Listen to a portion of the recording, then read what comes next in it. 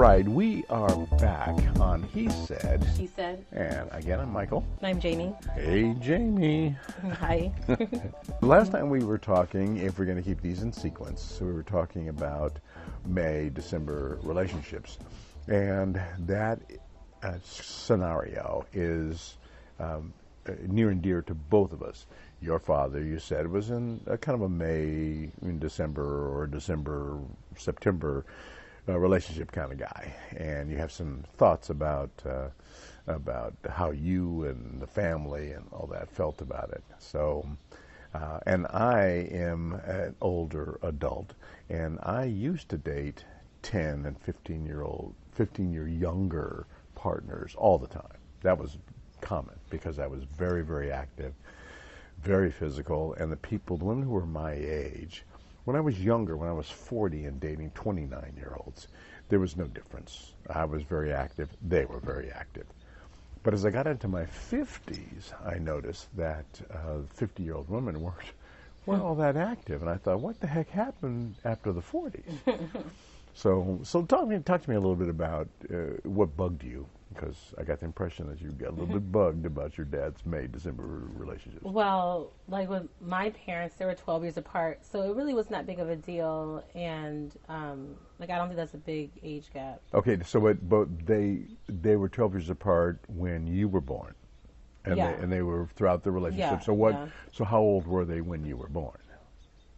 I mean, is it like 40 and 28? So my mom was 34, so okay. actually like my age now. Okay. And he was 46. Yeah, so that's exactly what I said. So that 30, 40 thing, no big deal.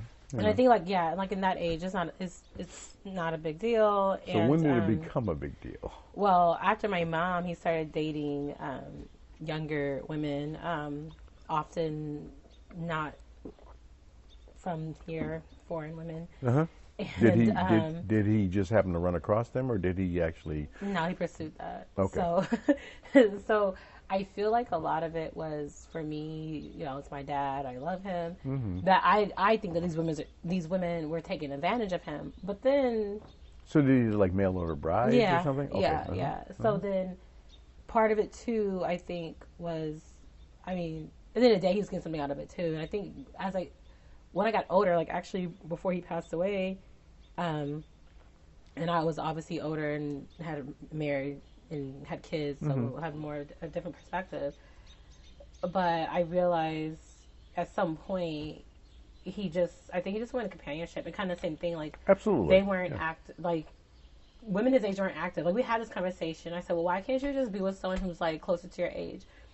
Because his wife, I don't even know their age gap. It probably was 20 years? At least, I would say, I would have to guess like 20 years plus.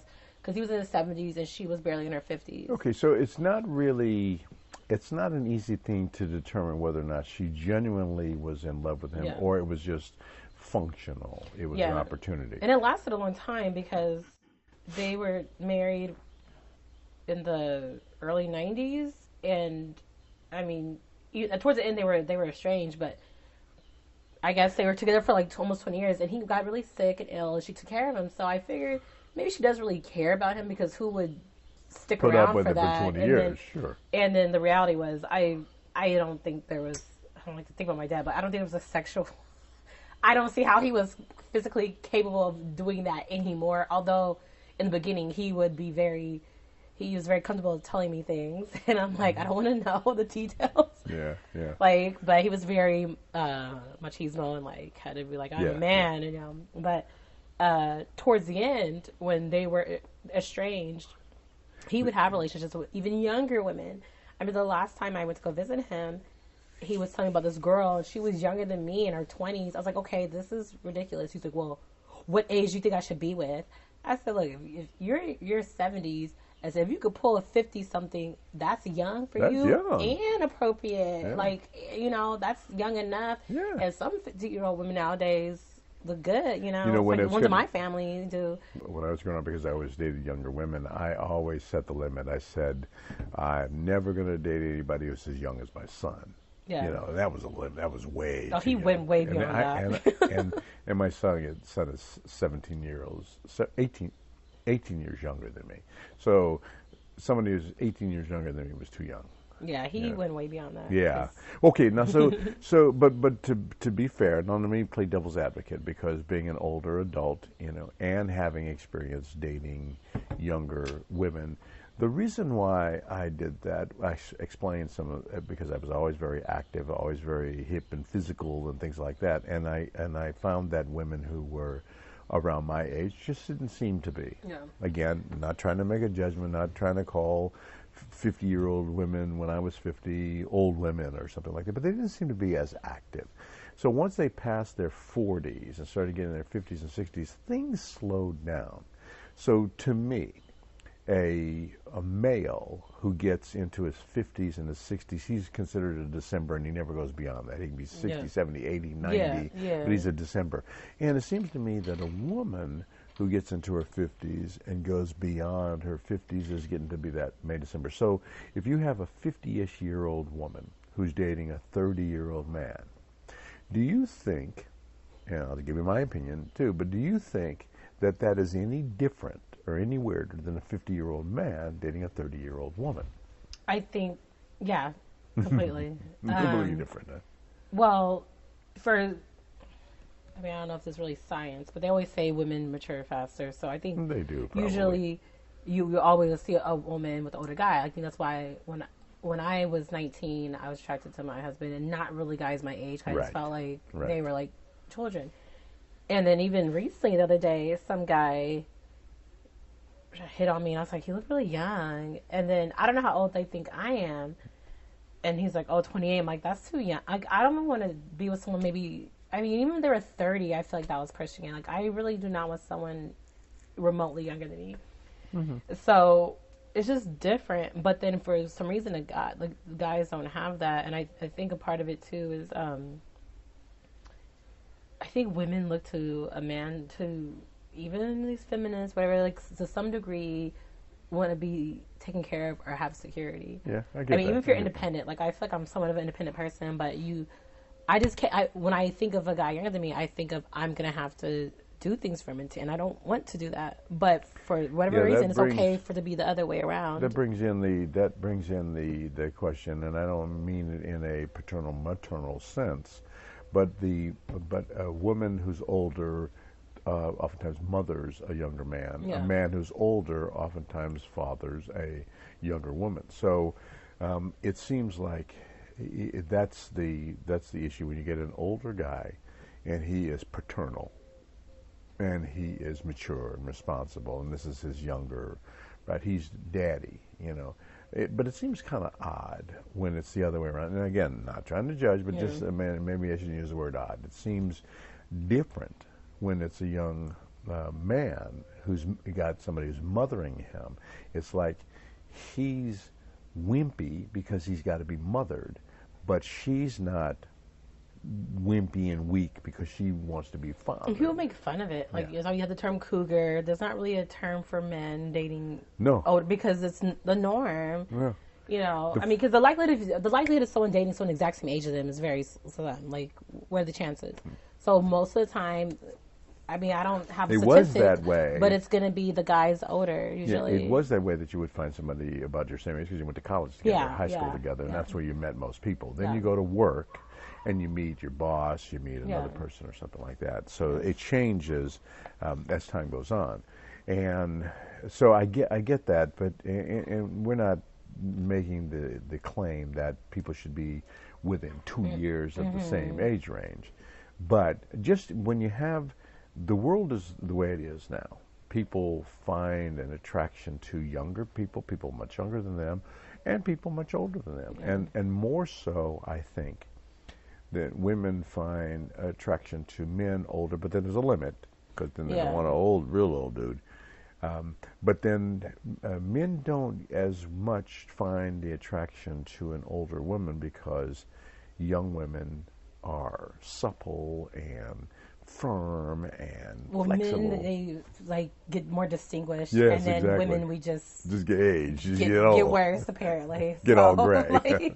Well, that's the way. I don't think it'll apply to me, but no, it doesn't apply to you at all. I'm gonna stop it. Of course not. It doesn't apply to you at all. But I think that's what happens. Usually, you know, but that's another thing too. Is like, I mean, they say black don't crack, and like a lot of them in my family, um, they look really good for their age, and they don't. And I have family members that do date younger guys because they don't realize how old they are. That's why I feel like sometimes I do get approached by younger guys because they don't. Like I'm not It's hard old, to tell. They even think I'm still in my 20s. And I'm like, no, I'm not. Yeah, Not it's in my hard to. 20s. It's very hard to tell. And so I think it's like a cultural thing too. Like I think I do come across a lot of my friends that do end up with younger, like not significantly younger, but I would say within the 10-year range, because we still look like we look close to their age Yeah, anyway. right, So and they're looking at the physical. I have a hard time telling. I have a hard time telling what people's ages Yeah, are. me too. It's as simple as that. And if it doesn't, and it really doesn't much matter to me how old a person is. It matters to me if they're just too old or Yeah. too young.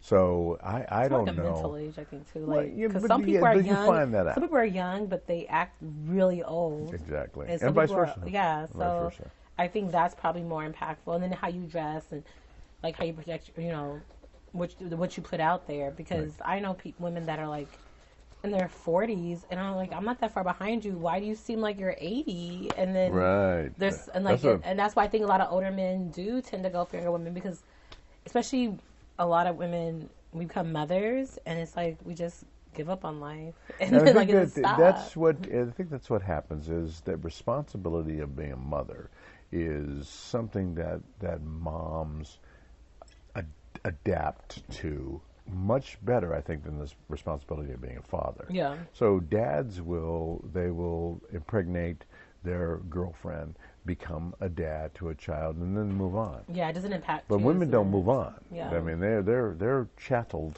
to that. And you could be a good dad, but it doesn't have the same impact on your lifestyle. Exactly. As it does the mom. I think for me, because I always worked outside the home, and I just had a tendency to be more social than my husband was. Mm-hmm. So I feel like and my kids are older now, so now I kind of can be more out there. So I don't think that it had the same effect on me. But I see a lot of friends where they're like, they're soccer moms. Like, I refuse to get a minivan. I was like, I want won't to do do that. it. Like, I still want a life. Yeah. And, it's just, so kind of just how you approach the whole motherhood thing. So another question that comes up is you have kids. And so when do you think it's appropriate, and I don't know if there's an across-the-board answer to this, when do you think it's appropriate to introduce your new boyfriend to your kids? I'm trying to figure that out.